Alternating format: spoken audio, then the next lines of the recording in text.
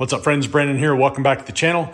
I've had quite a few people ask me since I've changed over to my new Start Gate exactly what I've got going on underneath the table up here. So I figured I would take a few minutes to show you my setup and I don't know, kind of share with you some of the trials and tribulations that I've gone through along the way. I initially had a JLH Start Gate on my 6-lane, and I have since went with the drop pin style gate, as you see there. I feel that since you don't have any transitions as far as going from hard plastic or printed plastic to orange track, it's just all orange track. It gives you very consistent starts. And okay, going underneath, here's a look at some of the workings here. I've got two 2x4 stringers going all the way down my ramp with 3/4 inch OSB on top of it. I wanted everything to be nice and solid, which it is. But when I went to the hinge style system with the drop pins, I had to make some clearances in my 2x4s. I had to cut this out here and also up there. It looks a little bit hacked from down here, but I had to get it done, and I wanted it to be operational in a short period of time. So I really didn't have a lot of time to disassemble everything and cut it, you know, perfectly and all that kind of stuff. But anyway, what we're using here is a 2-inch stainless steel hinge, and I believe it's probably about 10 inches wide. And what I did was I made a line going down this length of the hinge. These are threaded taper pins. They've got nuts on the back, so they're really not going anywhere, and they actually have a little bit of a shoulder on the top side. So if you get the holes drilled nice and straight, these things should align fairly well for you. And there's a little bit of rust going on there. These are tool steel, so something I had available to me, so that's what I used. I believe these are 1 3/4 inch long, and they had to be kind of long to go through the 3/4 inch thickness on this OSB. I've got little pads on top of the spring, that way when it shuts, it's nice and solid. And this is my trigger assembly right here. Got it attached to the base, and it's got a little notch in the top of it where it engages with that hinge. I've got a long spring set up right here, and that gives me the tension to open or drop the pins from the deck. And I've got it actuated by a servo over here on this side. And you can see this right here. This is actually a throttle linkage assembly from a 1/8 scale buggy. I think it was like a team associated 1/8 scale buggy. You're probably wondering why I did that. Well, when this servo swings this way, it's kind of a solid connection with the trigger assembly. And I'll demonstrate that right here.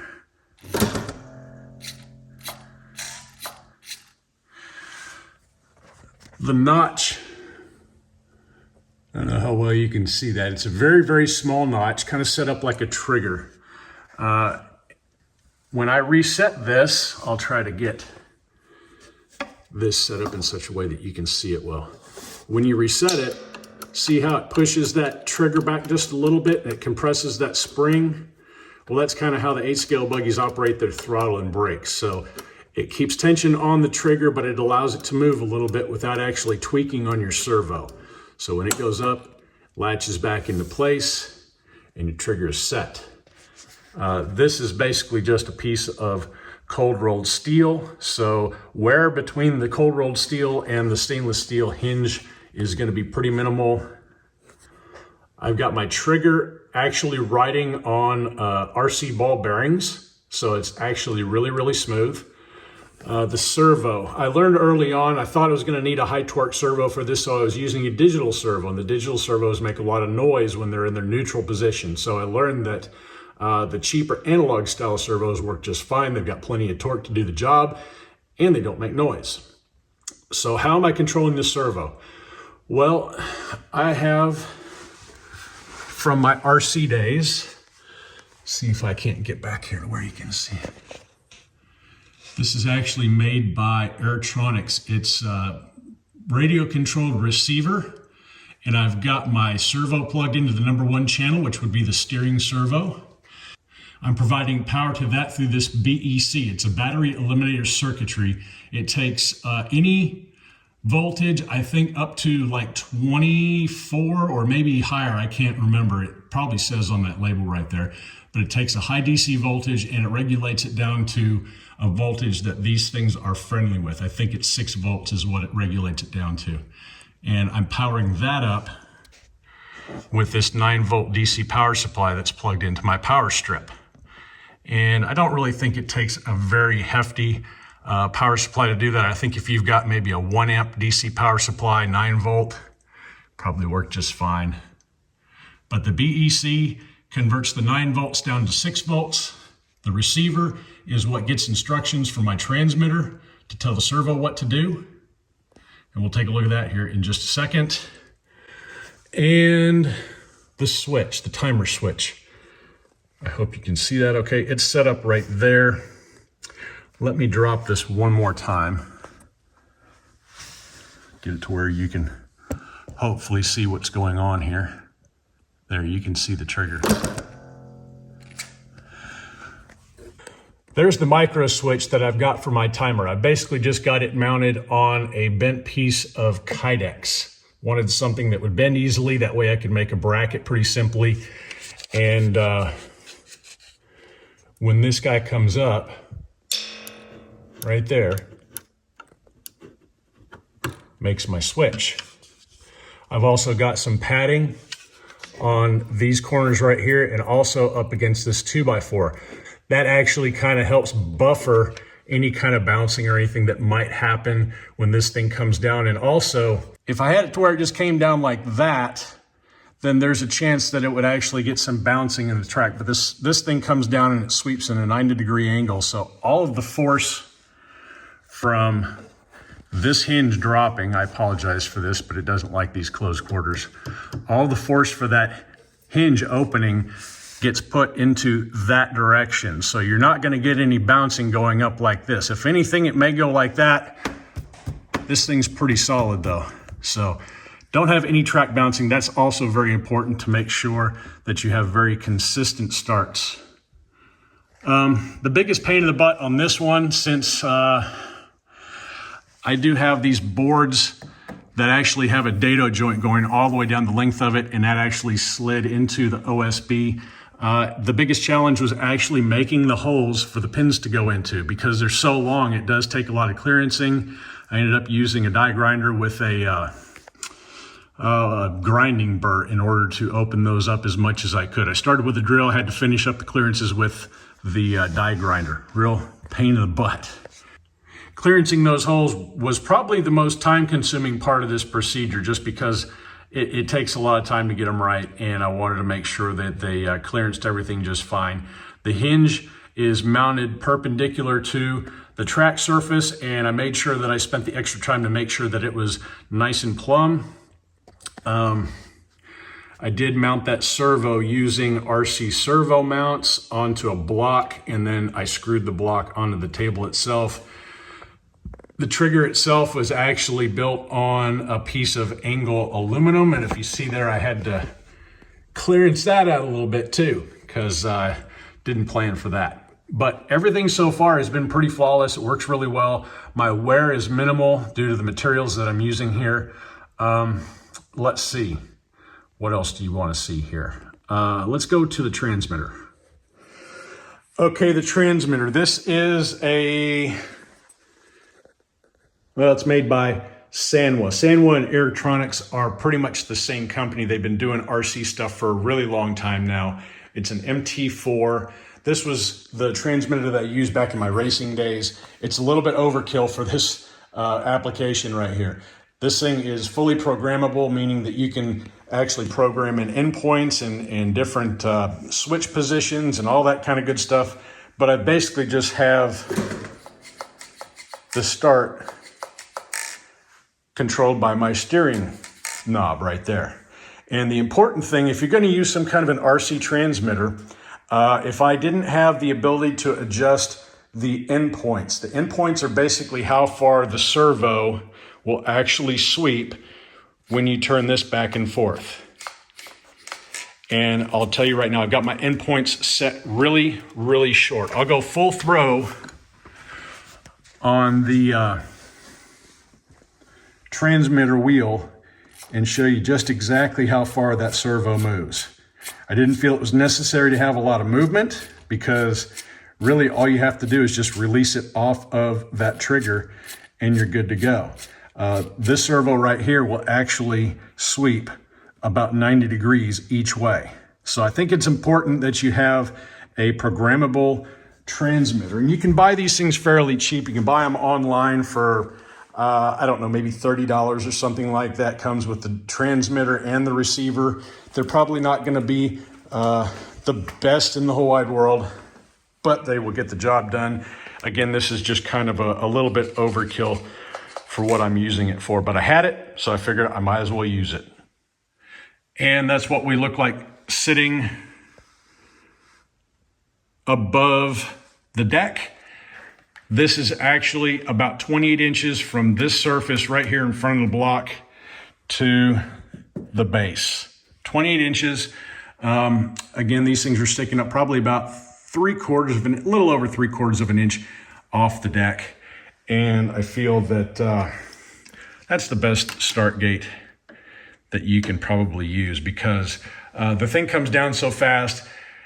Even if you've got cars that have a really tall front end like that one, the ramp would tend to give it a little bit of an advantage. The Hot Wheels ramp definitely would because it operates a little bit slower than the rest of them. But if you compare that to something with a low nose, you can see where if this thing was slow actuating, it would actually drop that car before the other one. And I'll demonstrate that here in just a second. All right, the trigger is released right now and I'm holding up the hinge. And I initially toyed with the idea of actuating the hinge itself with the servo, but I came to the realization that a spring is probably the way to go. It's nice and consistent, and just using the servo to actuate a trigger instead. And I'm just going to demonstrate here what happens when these cars with varying heights in the front, how things can change when you have a quick acting gate like this that drops or having something that actuates a little bit slower. And the start means everything on these races. They have to be consistent. And if the start's not consistent, you'll see it down the road. But I'm going to just go ahead and lower this down and we'll see what happens here.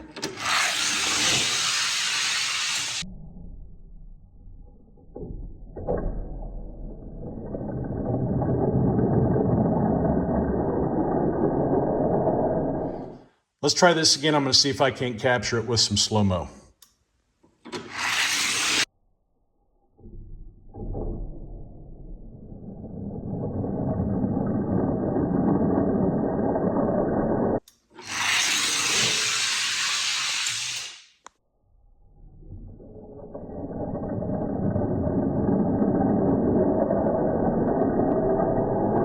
And it's reset. This time I'll show you what it does, hopefully in slow motion with the spring tension.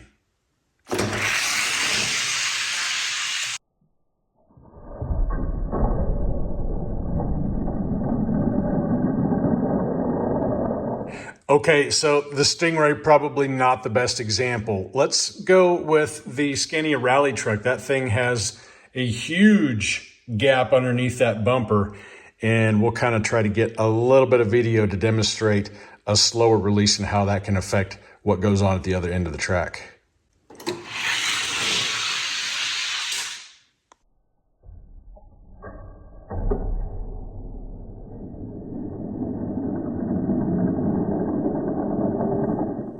All right, let's try that again, but with the normal spring actuation.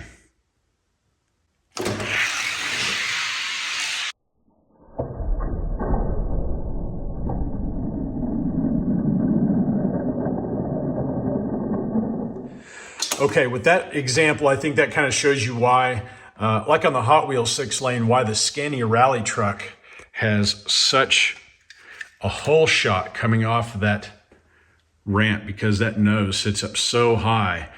And the trigger on the slower actuating ramps give it a huge advantage. On that last one, I'd say they were off pretty much evenly. that's all I've really got for you today on this one. Oh, that's my reset switch for my timer. It really doesn't have anything to do with this guy, but it's part of the Derby Magic setup that I've got going on. Again, the Derby Magic setup, walk down here to the other end. This is actually a bridge for a 3-lane timer, but I asked him to specifically make it to where these 2 lanes have your photo eyes in them, and I just wanted 2 timers, but I wanted something that would stretch over a 6-line drag strip. That way I could do high volume racing if I wanted to. So that was custom made, just basically a call to the guy, tell him what you want, maybe send him a picture with a drawing with your measurements on it, and he basically makes whatever you want. That Cat 5 cable right there plugs into the side, goes all the way back up and talks to that reset switch. And you can actually hook up a laptop into this thing. I think the laptop can read all the way down to 10,000ths of a second or something like that. I don't do that. Thousandths of a second is pretty good enough for me at this particular point. But if any of you guys have any questions on the equipment that I'm using or how to do it or anything like that, feel free to leave a comment down below or contact me on my email. I'll do my best to help you out if you need any kind of help. And again, you don't have to spend a serious amount of money to do something like this. I built everything down here with the stuff that I had available to me. So again, it just took a little bit of time, but I feel that it's worth it. This thing has been fairly flawless since I've been using it. All right, guys, that's all I've got for you. Appreciate you hanging out with me for a little while. Again, ask any questions if you got them. Until next time, y'all stay healthy. Have fun racing.